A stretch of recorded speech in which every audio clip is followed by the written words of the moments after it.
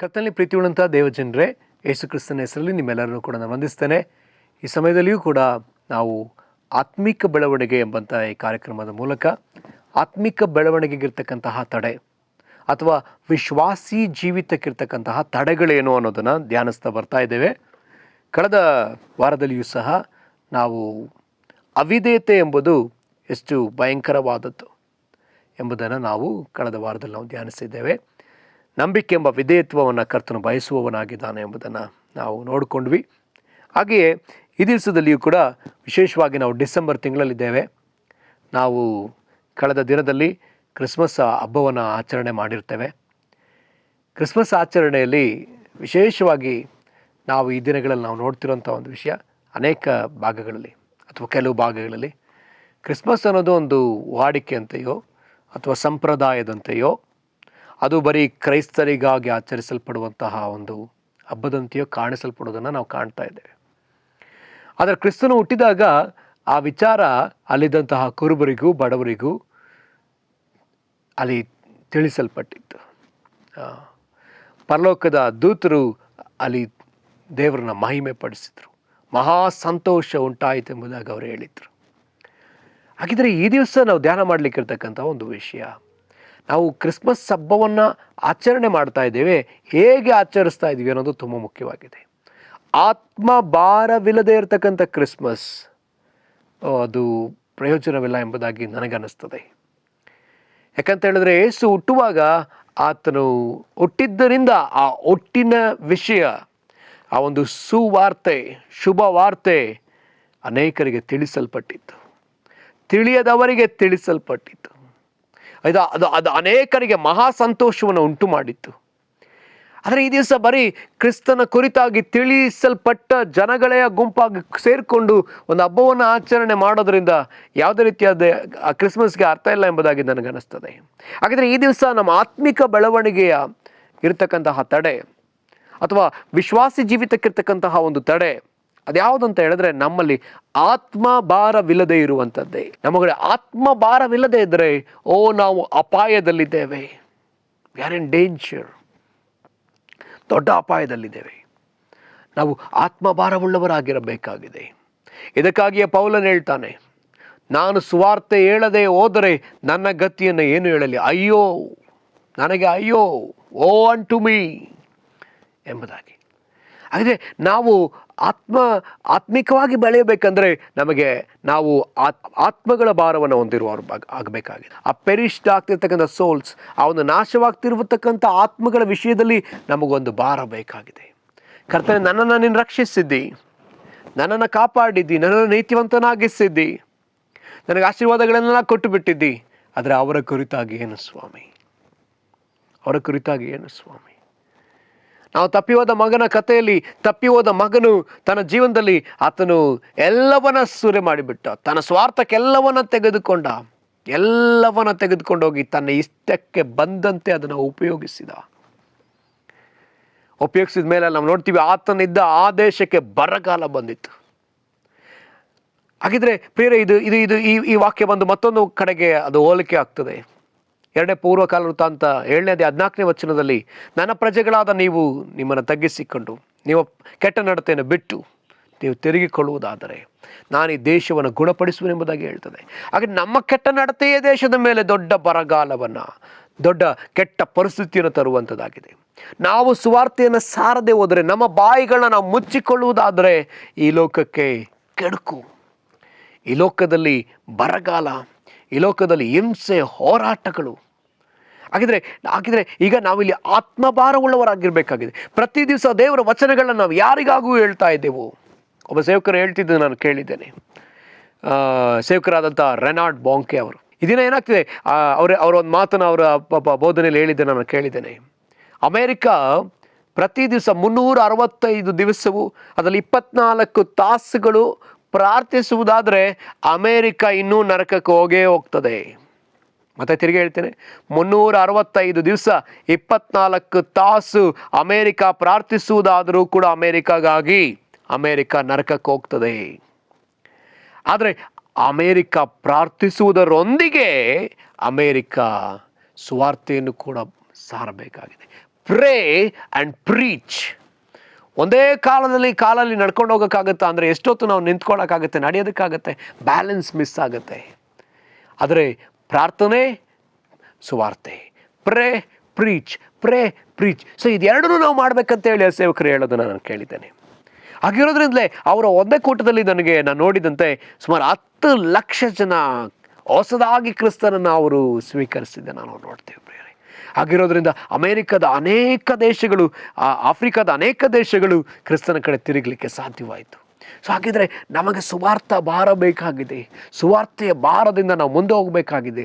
ಕ್ರಿಸ್ತನು ಸಹ ಈ ಲೋಕದಲ್ಲಿ ಇದ್ದಾಗ ಆತನು ಹೇಳ್ತಾನೆ, ಮತ್ತಾಯನು ಬರೆದ ಸುವಾರ್ತೆ 28ನೇ ಅಧ್ಯಾಯದಲ್ಲಿ ಆತನು ಎಲ್ಲ ಕಡೆಗೆ ಹೋಗಿ, ಮತ್ತಾಯನು ಬರೆದ ಸುವಾರ್ತೆಯನ್ನು ತೆಗೆದುಕೊಳ್ಳೋಣ. ಮತ್ತಾಯನು ಬರೆದ ಸುವಾರ್ತೆ 28ನೇ ಅಧ್ಯಾಯ, ಅದರಲ್ಲಿ 18, 19, 20 ವಚನಗಳಲ್ಲಿ ಹೀಗೆ ಬರೆಯಲ್ಪಟ್ಟದೆ. ಪರಲೋಕದಲ್ಲಿಯೂ ಭೂಲೋಕದಲ್ಲಿಯೂ ಎಲ್ಲ ಅಧಿಕಾರ ನನಗೆ ಕೊಡಲ್ಪಟ್ಟದೆ. ಆದುದರಿಂದ ನೀವು ಹೊರಟು ಹೋಗಿ ಎಲ್ಲ ದೇಶಗಳ ಜನರನ್ನು ಶಿಷ್ಯರನ್ನಾಗಿ ಮಾಡಿರಿ. ಅವರಿಗೆ ತಂದೆಯ, ಮಗನ, ಪವಿತ್ರಾತ್ಮನ ಹೆಸರಲ್ಲಿ ದೀಕ್ಷಾಸ್ನಾನ ಮಾಡಿಸ್ರಿ. ಈ ವಚನ ಓದಿಕೊಳ್ಳೆ ಕೆಲವರು ಅಂದ್ಕೊಳ್ತಾರೆ, ಸುವಾರ್ತೆ ಸಾರೋದಕ್ಕೆಲ್ಲ ಮುಖ್ಯ, ಸುವಾರ್ತೆ ಸಾರೋದೆಲ್ಲ ಮುಖ್ಯ, ಶಿಷ್ಯರಾಗಿಸ್ಬೇಕು. ನಮ್ಮ ಸಭೆಯಲ್ಲಿ 10 ಜನ ಇದ್ದರೆ 10 ಜನ ಶಿಷ್ಯರಾಗಿ 10 ಜನ ಪರಲೋಕಕ್ಕೆ ಹೋದರೆ ಸಾಕು ಅಂತ ಹೇಳುವಂಥವ್ರು ನನ್ನ ಕಿವಿಯಾರೆ ಅನೇಕರು ಹೇಳೋದನ್ನು ಕೇಳಿದ್ದೇನೆ. ಸಾಕು, 10 ಜನ ಶಿಷ್ಯರಾಗಿ 10 ಜನ ಪರಲೋಕಕ್ಕೆ ಹೋದರೆ ಸಾಕು ಎಂಬುದು ಈ ವಚನವನ್ನು ಮಾತ್ರ ಓದುವವರು. ಹಾಗಿದ್ರೆ ಇದನ್ನು ಮಾತ್ರ ಓದಿ ನಾವು ಸುವಾರ್ತೆ ಇಷ್ಟೇ ಅಂತ ಹೇಳಿ ಅಂದ್ಕೊಳ್ಳೋದು ತಪ್ಪು ಪ್ರಿಯರೇ. ಇಷ್ಟನ್ನು ಮಾತ್ರ ಕರ್ತನು ನಮಗೆ ಆ ಮಹಾ ಆಜ್ಞೆ ಆಗಿ ಕೊಡಲಿಲ್ಲ. ಇದರ ಮತ್ತೊಂದು ಭಾಗವನ್ನು ಮಾರ್ಕನು ಬರೆದ ಸುವಾರ್ತೆಯಲ್ಲಿ ನಾವು ನೋಡ್ತೇವೆ. ಮಾರ್ಕನು ಬರೆದ ಸುವಾರ್ತೆಯನ್ನು ನಾವು ತೆಗೆದುಕೊಳ್ಳೋಣ. ಅದರಲ್ಲಿ ಹೀಗೆ ಬರೆಯಲ್ಪಟ್ಟದೆ, 16ನೇ ಅಧ್ಯಾಯದ ಒಂದು ಭಾಗ ಹೀಗೆ ಬರೆಯಲ್ಪಟ್ಟದೆ. 16ನೇ ಅಧ್ಯಾಯದ 15ನೇ ವಚನ, ನೀವು ಲೋಕದ ಎಲ್ಲ ಕಡೆಗೆ ಹೋಗಿ ಜಗತ್ತಿಗೆಲ್ಲ ಸುವಾರ್ತೆಯನ್ನು ಸಾರಿರಿ. ನೀವು ಇದನ್ನ ಎಲ್ಲಿ ಬಿಟ್ಬಿಡೋಣ, ನೀವು ಎಲ್ಲ ಕಡೆಗೆ ಹೋಗಿ ಜಗತ್ತಿಗೆಲ್ಲ ಸುವಾರ್ತೆ ಸಾರ್ರಿ. ನೀವು ಲೋಕದ ಎಲ್ಲ ಕಡೆಗೆ ಹೋಗ್ರಿ ಅಂತ ಹೇಳಿ ಕರ್ತನು ಹೇಳಿದ್ದಾನೆ. ಎಲ್ಲ ಕಡೆಗೆ ಅಂದರೆ ಎಲ್ಲ ದೇಶಗಳಿಗೆ, ಎಲ್ಲ ಭಾಗಗಳಿಗೆ, ಎಲ್ಲ ಕ್ಷೇತ್ರಗಳಿಗೆ ನಾವು ಹೋಗಬೇಕೆಂದು ಕರ್ತನು ಬಯಸುವವನಾಗಿದ್ದಾನೆ.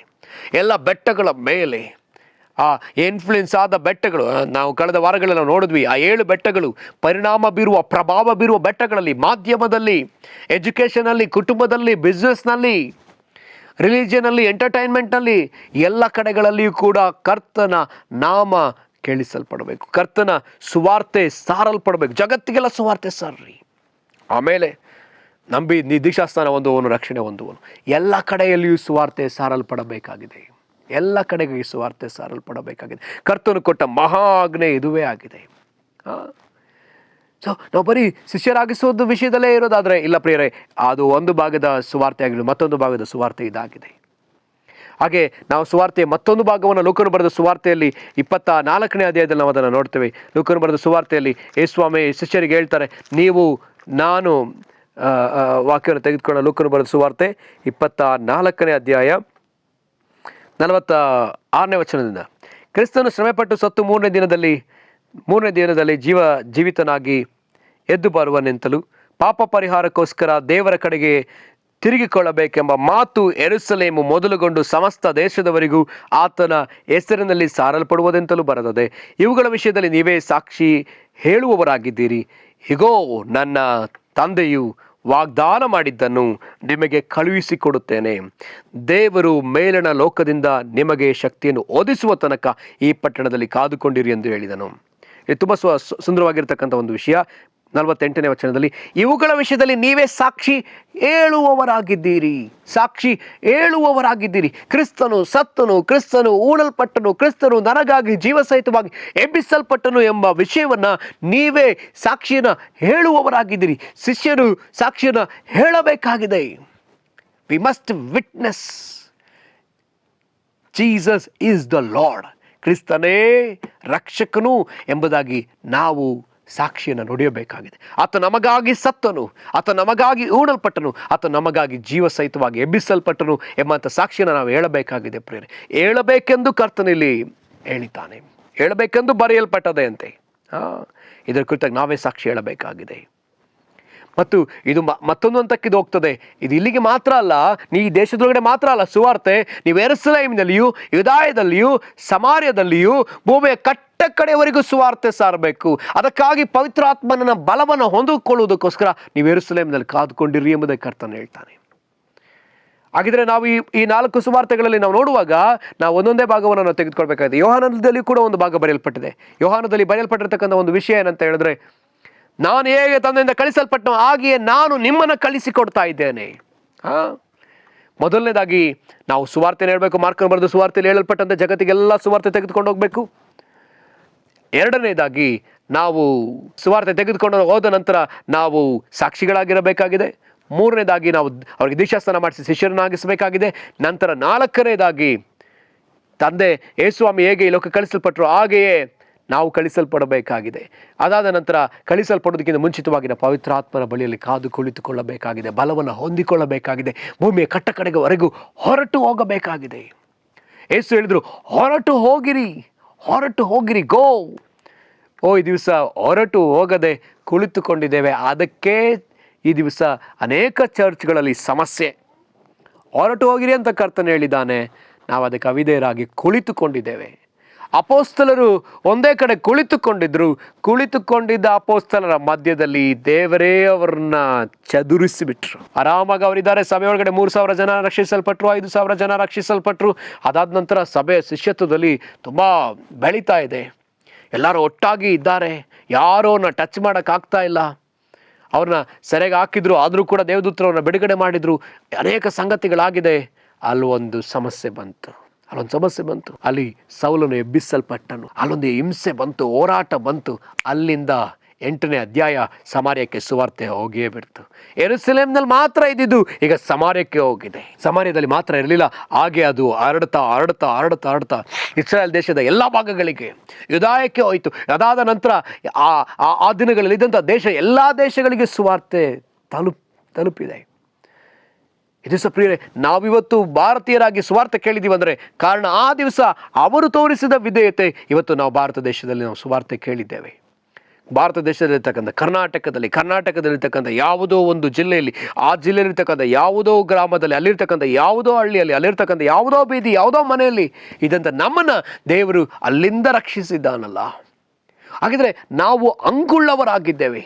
ಸುವಾರ್ತೆಯನ್ನು ಪಡೆದ ನಾವು ಸುವಾರ್ತೆಯನ್ನು ಕೊಡುವುದಕ್ಕೆ ಅಂಗುಳ್ಳವರಾಗಿದ್ದೇವೆ. ಶಿಲುಬೆಯಿಂದ ಈ ಪ್ರೀತಿಯನ್ನು ಹೊಂದಿಕೊಂಡ ನಾವು ಸುವಾರ್ತೆಯನ್ನು ಕೊಡುವ ಅಂಗುಳ್ಳವರಾಗಿದ್ದೇವೆ.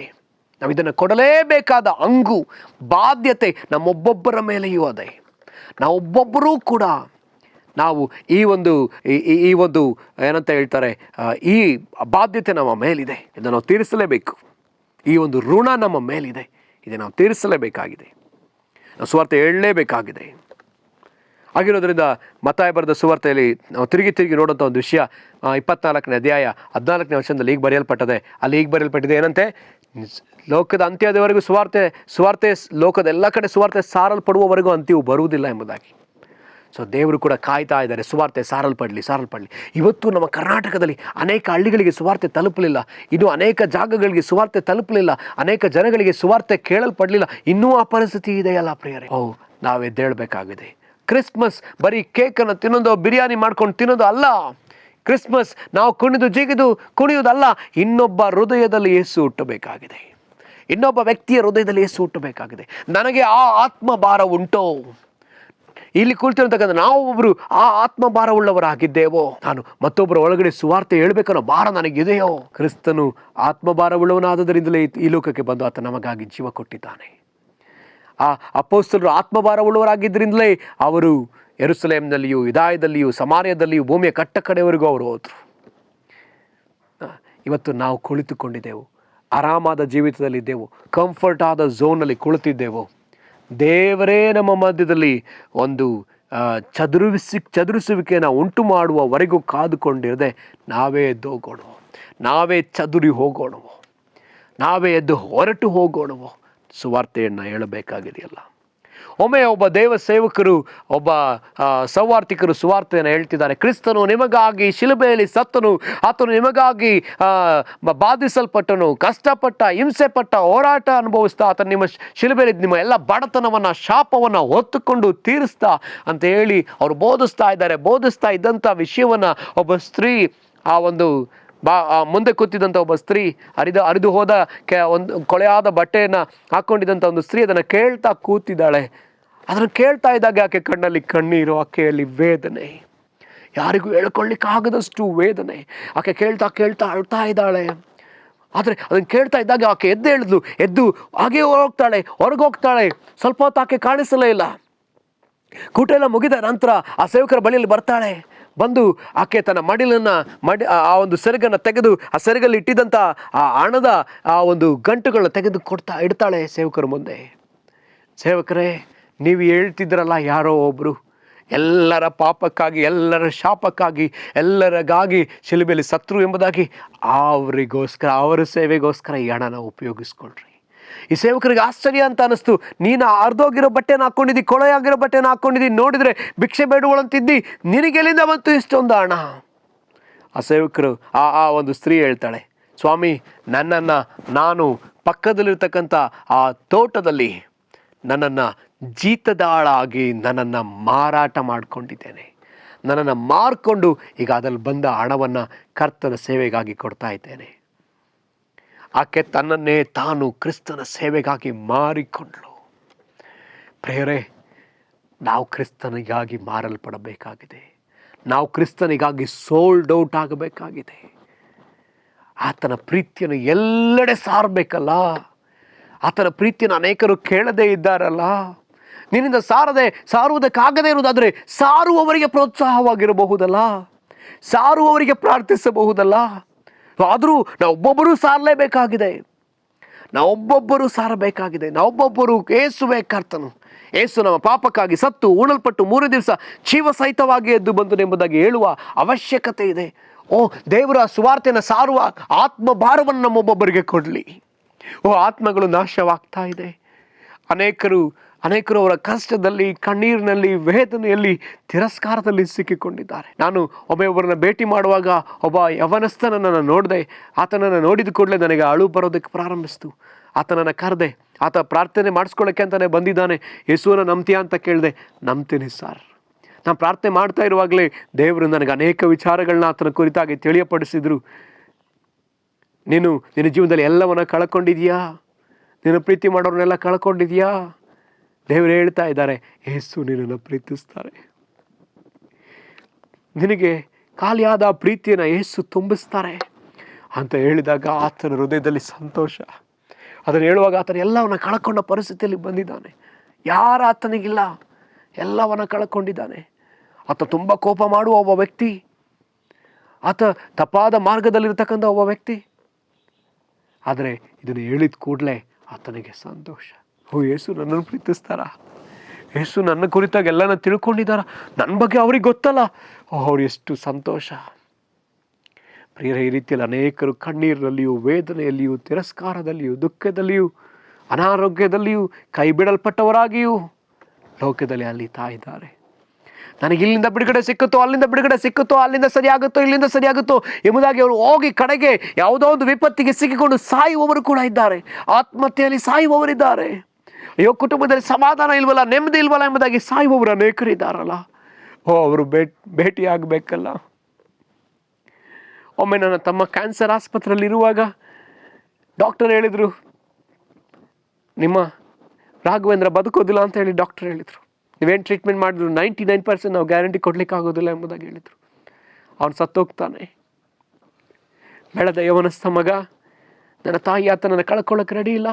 ನಾವು ಯಾರು ಕೂಡ ಆತನನ್ನು ಕಳ್ಕೊಳ್ಳೋಕೆ ರೆಡಿ ಇಲ್ಲ.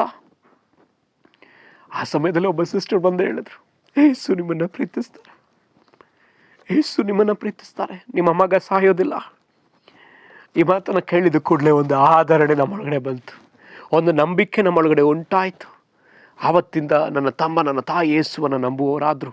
ಸತ್ಯವೇದನ ಓದೋದಕ್ಕೆ ಪ್ರಾರಂಭಿಸಿದರು. ನನ್ನ ತಮ್ಮ ಸ್ವಲ್ಪ ರಿಕವರಿ ಆಗ್ಲಿಕ್ಕೆ ಪ್ರಾರಂಭವಾದ. ಆದರೂ ಆಸ್ಪತ್ರೆಯಿಂದ ಅವರು ಗ್ಯಾರಂಟಿ ಕೊಡದೆ ಮನೆಗೆ ಕಳಿಸಿಬಿಟ್ರು. ಆದರೂ ನನ್ನ ತಮ್ಮ ಯೇಸುವನ್ನು ಬಿಡಲಿಲ್ಲ.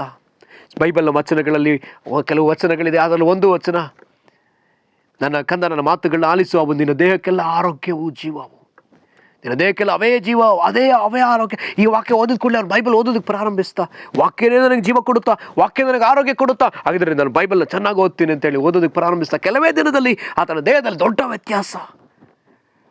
16 ವರ್ಷ ಆಯಿತು ಕ್ರಿಸ್ತನನ್ನು ನಂಬಿ, ಇವತ್ತು ನನ್ನ ತಮ್ಮ ಆರೋಗ್ಯಕರವಾಗಿದ್ದಾನೆ. ಆ ಕ್ಯಾನ್ಸರ್ನ ಒಂದು ಗುರುತು ಕೂಡ ಆತನಲ್ಲಿ ಇಲ್ಲ. ಪ್ರಿಯರೇ, ನನಗೆ ಸುವಾರ್ತೆ, ನನ್ನ ಕುಟುಂಬಕ್ಕೆ ಸುವಾರ್ತೆ ಹೀಗೆ ಬಂದದ್ದು. ನಾನು ಕ್ರಿಸ್ತನನ್ನು ನಂಬುವುದಕ್ಕೆ ಕಾರಣ ಯೇಸು ನನ್ನ ತಮ್ಮನನ್ನು ಬದುಕಿಸಿದ. ನಾನು ಒಮ್ಮೆ ಸಾಯಲಿಕ್ಕಾಗಿ ಹೊರಟಿದ್ದೆ. ನನ್ನ ಜೀವನದಲ್ಲಿ ನಾನು ಜೀವಿಸೋದೇ ಬೇಡ, ಈ ಜೀವನ ಯಾಕೆ ಬೇಕು, ನಾನು ಬದುಕಿರೋದೇ ವೇಸ್ಟ್. ನನ್ನ ತಂದೆ ನನ್ನನ್ನು ಬೈದು, ಯಾವುದೋ ಒಂದು ಮಾತಿಗೆ ನನ್ನ ತಂದೆ ನನ್ನ ತಮ್ಮ ನನ್ನ ತುಂಬ ಬೈದರು. ಬದುಕಿರಲೇಬಾರ್ದು ಅಂತೇಳಿ ಹೊರಟುಬಿಟ್ಟೆ. ಹೋಗುವಂಥ ಸಂದರ್ಭದಲ್ಲಿ ಯೇಸು ನನ್ನನ್ನು ಭೇಟಿ ಮಾಡಿದರು. ಮಗನೇ, ನೀನು ಸಾಯಬಾರ್ದು. ನಿನಗೆ ಜನ್ಮ ಕೊಟ್ಟ ತಂದೆ ಅವರಾಗಿರ್ಬೋದು, ಆದರೆ ನಾನು ನಿನ್ನನ್ನು ಸೃಷ್ಟಿಸಿದ ತಂದೆ, ನಿನ್ನನ್ನು ದೊಡ್ಡ ಜನಾಂಗವಾಗಿ ಮಾಡ್ತೀನಿ. ನಾನು ನಿನ್ನನ್ನು ಅನೇಕರ ಕಣ್ಣೀರು ಒರೆಸುವ ಕೈಯಂತೆ ಉಪಯೋಗಿಸ್ತೇನೆ, ಸಮಾಧಾನ ಪಡಿಸುವ ವ್ಯಕ್ತಿಯಾಗಿ ನಾನು ನಿನ್ನನ್ನು ಉಪಯೋಗಿಸ್ತೀನಿ ಅಂತೇಳಿ ಕರ್ತನೆ ಹೇಳಿದ್ದು. ಆವತ್ತಿಂದ ಇವತ್ತಿನವರೆಗೂ ದೇವರು ನನ್ನನ್ನು ಆ ಸೇವೆಯಲ್ಲಿಯೇ ಉಪಯೋಗಿಸ್ತಾ ಬರ್ತಿದ್ದಾರೆ. ಪ್ರಿಯರೇ, ಹಾಗಿದ್ರೆ ನಮ್ಮ ದೇವರಿಗೆ ಇಂಥವರು ಬೇಕಾಗಿದ್ದಾರಲ್ಲ, ಸ್ವಾರ್ಥ ಸಾರುವವರು ಬೇಕಾಗಿದ್ದಾರೆ. ಆತನಿಗಾಗಿ ನಿಂತು ಆತನ ಹೃದಯವನ್ನು ಹೇಳುವವರು ಬೇಕಾಗಿದ್ದಾರೆ. ಆತನ ಮಾಡಿ ಮುಗಿಸಿದ ಕಾರ್ಯವನ್ನು ಜನರಿಗೆ ತಿಳಿಸುವವರು ಬೇಕಾಗಿದ್ದಾರೆ. ಇದನ್ನೇ ಪೌಲನು ರೋಮಾಪುರ 10ನೇ ಅಧ್ಯಾಯದಲ್ಲಿ ಆತನೇ ತುಂಬ ಸುಂದರವಾಗಿ ಹೇಳ್ತಾನೆ. ನನಗನ್ನಿಸಿದೆ ಆತ ವೇದನೆಯಲ್ಲೇ ಇದನ್ನು ಹೇಳಿರಬೇಕು. ಸಾರುವವರಿಲ್ಲದೆ ಕೇಳುವವರು ಹೇಗೆ ತಾನೇ ಕೇಳಲಿಕ್ಕೆ ಸಾಧ್ಯ? ಆ ವಚನವನ್ನು ತೆಗೆದುಕೊಳ್ಳೋಣ. ರೋಮಾಪುರದವರಿಗೆ ಬರೆದ ಪತ್ರಿಕೆ 10ನೇ ಅಧ್ಯಾಯದಲ್ಲಿ ನಾವು ಪ್ರಾರಂಭದಿಂದ ನಾವು ಓದೋಣ. 14ನೇ ವಚನದಿಂದ, ಆದರೆ ತಾವು ಯಾವನನ್ನು ನಂಬಲಿಲ್ಲವೋ ಆತನ ನಾಮವನ್ನು ಹೇಳಿಕೊಳ್ಳುವುದು ಹೇಗೆ? ಮತ್ತು ಆತನ ಸುದ್ದಿ ಕೇಳದಿರುವಲ್ಲಿ ಆತನನ್ನು ನಂಬುವುದು ಹೇಗೆ? ಸಾರಿ ಹೇಳುವವನಿಲ್ಲದೆ ಕೇಳುವುದು ಹೇಗೆ? ಸಾರುವವರು ಕಳಿಸಲ್ಪಡದೆ ಸಾರುವುದೆಲ್ಲಿ? ಇದಕ್ಕೆ ಸರಿಯಾಗಿ ಶುಭದ ಸುವಾರ್ತೆಯನ್ನು ಸಾರುವವರ ಪಾದಗಳು ಎಷ್ಟೋ ಅಂದವಾಗಿದೆ ಎಂದು ಬರೆದದೆ. ಪ್ರಿಯರೇ, ಪ್ರವಾದಿಯ ಬಾಯನ್ನು, ಅಪೋಸ್ತಲನ ತಲೆಯನ್ನು, ಅಥವಾ ಸಭಾಪಾಲಕನ ಹೃದಯವನ್ನು, ಉಪದೇಶಿಯ ಆ ಒಂದು ಆಲೋಚನೆಗಳನ್ನು, ಆತನ ಕಣ್ಗಳನ್ನು, ಕಿವಿಗಳನ್ನು ವರ್ಣಿಸದೆ ಇಲ್ಲಿ ಒಬ್ಬ ಸೌವಾರ್ತಿಕನ ಪಾದವನ್ನು ದೇವರು ವರ್ಣಿಸ್ತಾ ಇದ್ದಾರೆ. ಸುವಾರ್ತೆಯನ್ನು ಸಾರುವ ಅವನ ಪಾದ ಅಂದವಾಗಿದೆ. ಈ ದಿವಸ ಆತ್ಮ ಭಾರವುಳ್ಳವರಾಗಿ ನಾವು ಸುವಾರ್ತೆ ಹೇಳಬೇಕಾಗಿದೆ. ನಮ್ಮ ಮೇಲೆ ಆ ಆತ್ಮ ಭಾರ ಬರಲಿ. ವಿಲಿಯಂ ಬೂತ್ ಎಂಬಂಥ ದೇವಸೇವಕರು ಸ್ಯಾಲ್ವೇಷನ್ ಆರ್ಮಿ ಎಂಬುದಾಗಿ ಒಂದು ಆರ್ಮಿಯನ್ನು ಇಟ್ಟಿದ್ರು. ಅವರು ಪ್ರಾರ್ಥಿಸ್ತಾರೆ, ಅಯ್ಯೋ ನನ್ನ ಸೇನೆಯ ಜನಗಳಿಗೆ ಅವರು ಸುವಾರ್ತೆ ಸಾರಬೇಕಾಗಿದೆಯಲ್ಲ, ಅವರು ಸುವಾರ್ತೆ ಸಾರುವಂತೆ ನರಕದ ದರ್ಶನ ಅವರಿಗಾದರೆ ಎಷ್ಟೋ ಒಳ್ಳೆಯದು, ಅವರಿಗೆ ಸ್ವರ್ಗದ ದರ್ಶನ ಆಗುವುದಾದರೆ ಎಷ್ಟೋ ಒಳ್ಳೆಯದು. ನರಕದ ದರ್ಶನ, ನರಕ ಎಷ್ಟು ಗಂಭೀರವಾದದ್ದು, ಅದರ ಸತ್ಯವಾಗಿ ಅದು ಹೇಗಿದೆ ಅನ್ನೋದು ನಮಗೆ ಗೊತ್ತಾಗೋದ್ರೆ ನಾವು ಸುವಾರ್ತೆಯನ್ನು ಸಾರುವವರಾಗೋಗ್ತೇವೆ.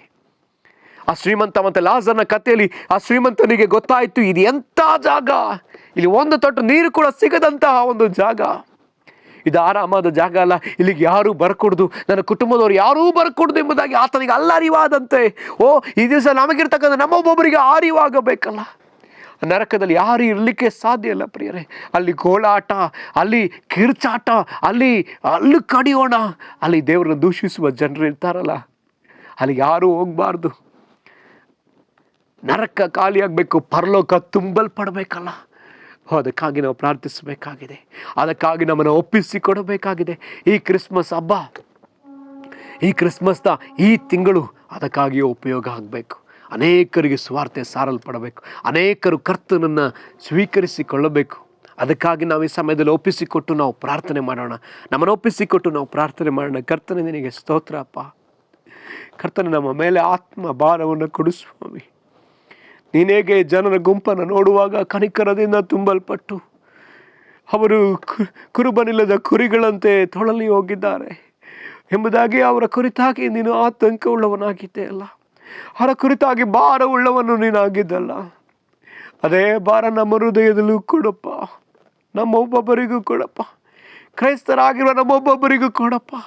ನಮ್ಮ ಆರಾಮಾದ ಜೀವಿತದಲ್ಲಿ ನಾವಿರದೆ ಸ್ವಾಮಿ ಕರ್ತನೆ, ನಾವು ಸ್ವಾರ್ಥ ಹೇಳುವವರಾಗಿ ಬಡವರಿಗೆ, ನಿರ್ಗತಿಕರಿಗೆ, ಅನಾರೋಗ್ಯಗಳಿಗೆ, ಕಷ್ಟದಲ್ಲಿರುವವರಿಗೆ, ಅಸಮಾಧಾನದಲ್ಲಿರುವವರಿಗೆ, ವೇದನೆ ಪಡುತ್ತಿರುವವರಿಗೆ, ಸಂಕಟದಲ್ಲಿರುವವರಿಗೆ, ಕೈ ಬಿಡಲ್ಪಟ್ಟವರಿಗೆ ನಾವು ಸುವಾರ್ತೆಯನ್ನು ಹೊತ್ತು ಹೋಗುವಂಥವರಾಗಿ ನಮ್ಮನ್ನು ಮಾರ್ಪಡಿಸು.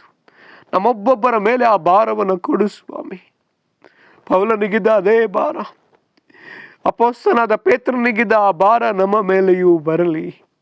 ಸುವಾರ್ತೆಯನ್ನು ಸಾರುವ ಅಭಿಷೇಕವನ್ನು ಕೊಡು ಸ್ವಾಮಿ, ಧೈರ್ಯವನ್ನು ಕೊಡು. ಅಪೊಸ್ತಲರು ನೀನು ಕೈ ಚಾಚುತ್ತಿರುವಲ್ಲಿ ಈ ಅದ್ಭುತಗಳಾಗದೆ ನಾವು ಎದುರಿ ಕುಳಿತುಕೊಂಡಿರುವುದು ಯಾಕೆ ಎಂಬುದಾಗಿ ಅವರು ಪ್ರಾರ್ಥಿಸಿದಾಗ ಅವರ ಮೇಲೆ ವಿಶೇಷವಾದ ಕೃಪೆಯನ್ನು ಕೊಟ್ಟು, ಧೈರ್ಯವನ್ನು ಕೊಟ್ಟು, ಅವರು ಸುವಾರ್ತೆಯನ್ನು ಹೇಳುವಂತೆ ಮಾಡಿದ್ದಿಲ್ಲ. ಅವರ ಮಧ್ಯದಲ್ಲಿ ಎಲ್ಲ ಹೋರಾಟಗಳನ್ನ ತೆಗೆದು ಬಿಟ್ಟೆಯಲ್ಲ ಕರ್ತನೆ. ದಿವಸ ಯಾಬೇಚರಂತೆ ನಾವು ಪ್ರಾರ್ಥಿಸ್ತೇವೆ, ಯಾವ ಸಂಕಟವೂ ಇಲ್ಲದ ಹಾಗೆ ಕರ್ತನೆ ನಾವು ಸೇವೆಯನ್ನು ಸಲ್ಲಿಸುವಂತೆ ಸ್ವಾಮಿ ನಮಗೆ ಸಹಾಯ ಮಾಡು, ನಮಗೆ ಸಹಾಯ ಮಾಡು ಸ್ವಾಮಿ. ಕರ್ತನೆ, ನಮ್ಮ ಈ ಗುಡಾರವು ವಿಸ್ತರಿಸಲ್ಪಡಲಿ ಸ್ವಾಮಿ. ದೇವರ ರಾಜ್ಯ ಕರ್ನಾಟಕದ ಉದ್ದಗಲಕ್ಕೂ ವಿಸ್ತರಿಸಲ್ಪಡಲಿ. ಬೀದರ್ನಿಂದ ಚಾಮರಾಜನಗರದವರೆಗೂ ಅದು ವಿಸ್ತರಿಸಲ್ಪಡಲಿ. ಭಾರತ ದೇಶದಲ್ಲಿ ಕನ್ಯಾಕುಮಾರಿಯಿಂದ ಕರ್ತನೆ ಹೋದಪ್ಪ ಕಾಶ್ಮೀರದವರೆಗೂ ಸ್ವಾಮಿ ಅದು ವಿಸ್ತರಿಸಲ್ಪಡಲಿ, ಅದು ವಿಸ್ತರಿಸಲ್ಪಡಲಿ, ಅದು ವಿಸ್ತರಿಸಲ್ಪಡಲಿ. ಕರ್ತನೆ ನಿನಗೆ ಸ್ತೋತ್ರ, ಕರ್ತನೆ ನಿನಗೆ ಸ್ತೋತ್ರ ಅಪ್ಪ, ನಿನಗೆ ಸ್ತೋತ್ರ. ಪೂರ್ವದಿಂದ ಪಶ್ಚಿಮದವರೆಗೂ, ದಕ್ಷಿಣದಿಂದ ಉತ್ತರದಿಂದ ದಕ್ಷಿಣದವರೆಗೂ ಇದು ವಿಸ್ತರಿಸಲ್ಪಡಲಿ. ನಿನ್ನ ರಾಜ್ಯ ವಿಸ್ತರಿಸಲ್ಪಡಲಿ. ಸುವಾರ್ತೆ ಕರ್ತನೆ ಓಪನ್ ಏರ್ ಮೀಟಿಂಗ್ಗಳು ಆಗಲಿ, ಕ್ರೂಸೈಡ್ಗಳು ಆಗಲಿ ಅಪ್ಪ. ಅನೇಕ ನಾಯಕರುಗಳು ಸುವಾರ್ತೆ ಸಾರುವವರಾಗಲಿ. ಹಾಗೆ ನೀವು ಮಾಡಿದ್ದೀರ, ಅದಕ್ಕಾಗಿ ಸ್ತೋತ್ರ. ನಿನ್ನ ನಾಮ ಮಾತ್ರ ಮಹಿಮೆ ಹೊಂದಲಿ. ನಿಮಗೆ ಮಹಿಮೆ ಸಲ್ಲಿಸ್ತೇವೆ. ಯೇಸುವಿನ ಹೆಸರಲ್ಲಿ ಪ್ರಾರ್ಥಿಸ್ತೇವೆ ತಂದೆಯೇ, ಆಮೆನ್, ಆಮೆನ್. ಕರ್ತನು ನಿಮ್ಮೆಲ್ಲರನ್ನು ಕೂಡ ಆಶೀರ್ವದಿಸಲಿ. Praise lord.